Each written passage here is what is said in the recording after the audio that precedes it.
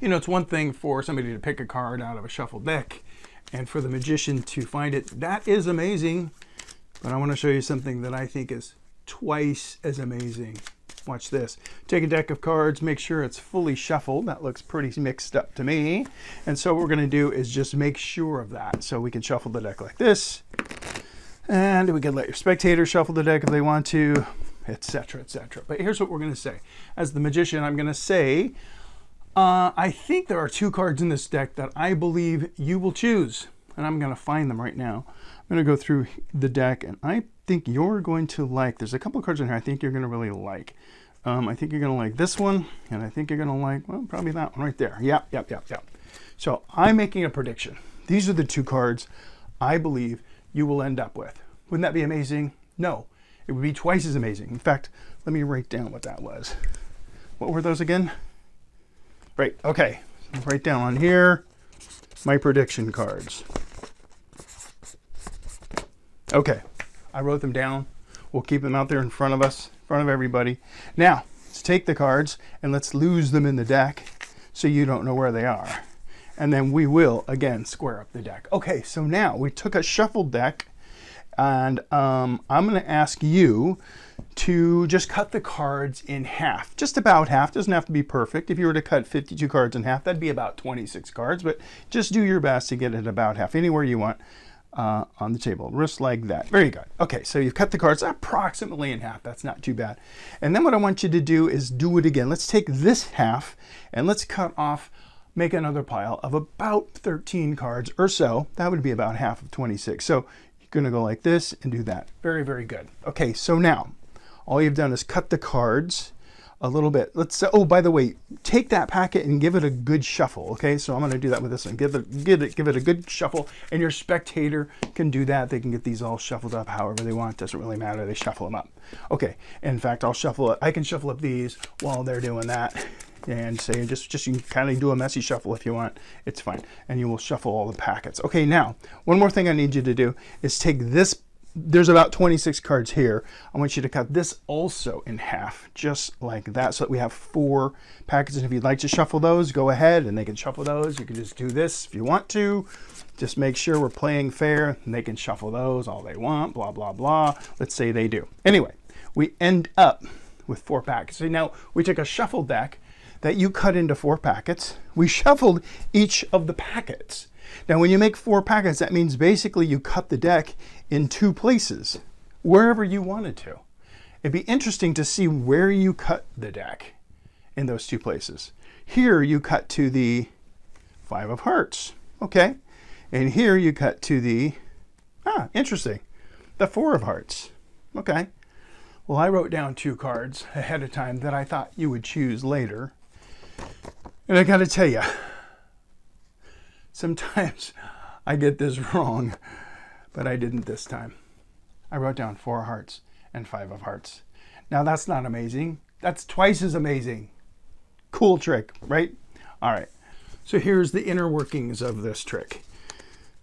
It's true the deck is shuffled all you want. What happens, the sneaky part of this, when you pick up the deck and you're looking for the 2 cards that you're going to use as a prediction, you're actually, it doesn't matter which cards you pull out of the deck, okay? The fact that we used the 4 of hearts and 5 of hearts, that was a total coincidence. They're just going to be 2 random cards, but those 2 cards are actually going to be the card that's on the top of the deck and the bottom of the deck. In this case, the 5 of spades and 6 of diamonds. Now, my spectator doesn't know that.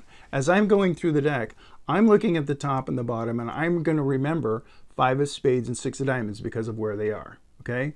But I'm going to pretend like these are the cards they're going to pick. I'm just taking out any 2 random cards, doesn't matter what they are. I'm remembering 5 of spades and 6 of diamonds, okay? I'm remembering 5 of spades, 6 of diamonds. And I'm going to say, okay, I'm going to take these 2 cards, these are 2 cards I believe, and I'm going to write down a prediction where I'm writing down the 5 of spades and 6 of diamonds.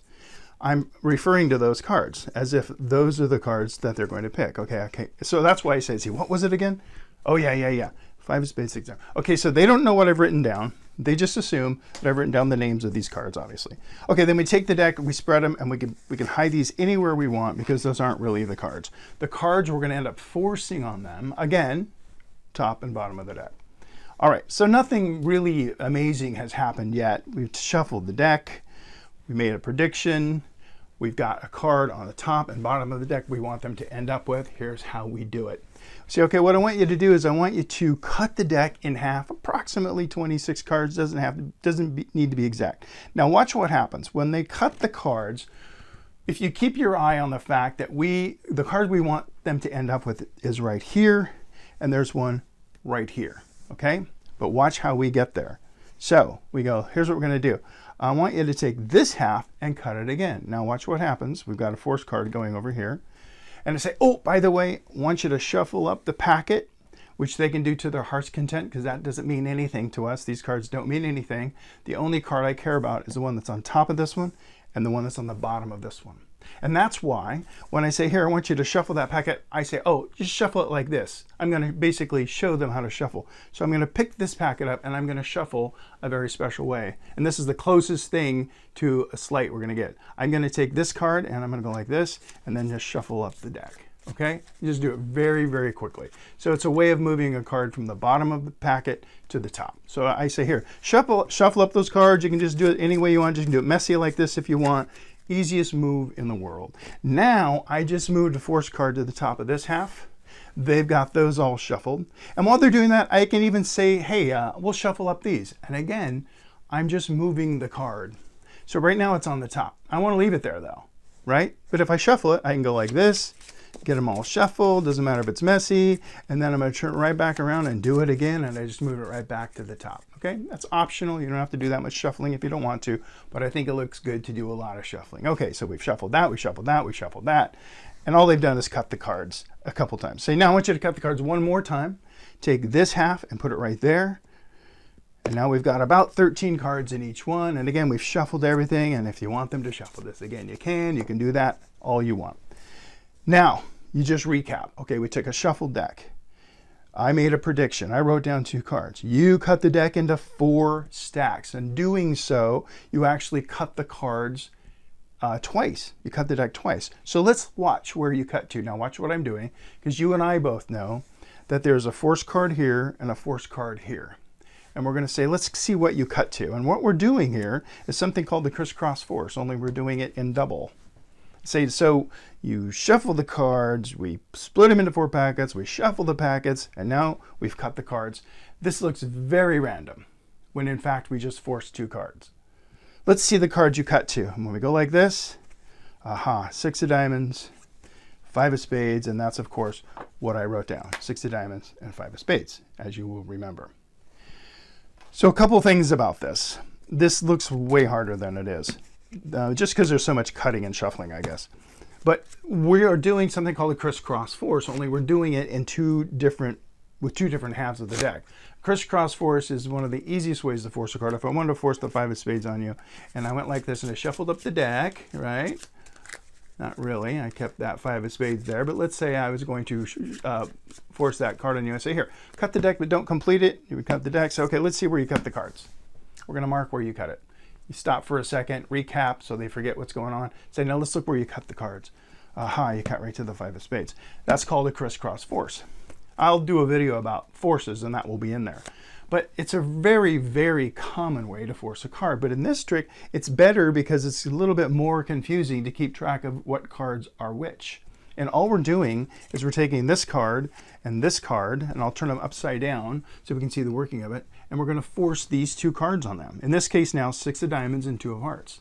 So what happens is when they cut these cards in half like this, and then they cut them again like this, we're in this position. And then we say, here, shuffle up those cards. And I'm going to shuffle up these cards. And of course I do like this. And now I've got my force cards here. They've got those shuffled. I could have shuffled those as well. Now I want you to cut this half. They're going to cut this half. We can shuffle up these all they want. And then we say, now we're going to see where you cut the cards, where you cut the deck in 2 places. And of course, it's our force cards. So that is really a great trick and a great way to use the crisscross force. For even somebody that knows the crisscross force might be a little confused by that because of how we're spreading it around. but it's a really great trick to practice, and you can play with it and make up your own little story, your own little routine. But some of the key points are to, when you're looking at the deck, again, remember the top and bottom card. Take any two cards that you want, but take them out like you're really thinking about it. Oh, no, not that one, not that one. I think you're gonna like this one. They can't see those, of course. And these are gonna be your pretend prediction cards. You're really predicting the top and bottom. Write them down, put these back so they can't see them, right? And then do all of your cutting.